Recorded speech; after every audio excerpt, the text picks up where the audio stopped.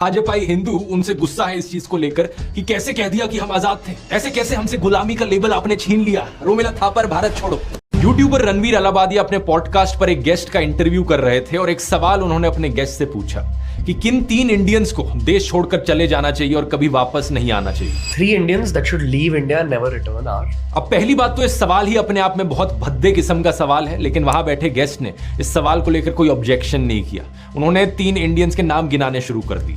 अब ये सवाल अगर आपसे पूछा जाएगा तो आपके मन में क्या आएगा? देश के सबसे बड़े आतंकवादी, गैंगस्टर्स, मर्डरर्स, या फिर आप सबसे बड़े भ्रष्टाचारी करप्ट लोगों के नाम सोचोगे जिन्होंने लाखों करोड़ों रुपए की चोरी कर रखी हो। लेकिन नहीं, इस आदमी ने जो 3 नाम सुना है वो कुछ और ही थे। बरखा दत्त, प्रोफेसर इरफान हबीब, रोमिला थापर।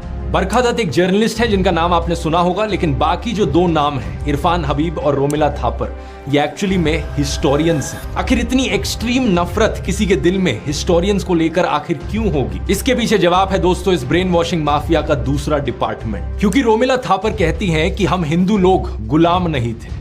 सही सुना आपने, इसी कारण से गुस्सा है ये लोग रोमिला थापर से, क्योंकि वो कहती हैं कि हमारे जो पूर्वज थे, हमारे पूर्वज हिंदू लोग किसी के गुलाम नहीं थे, वो आजाद लोग थे।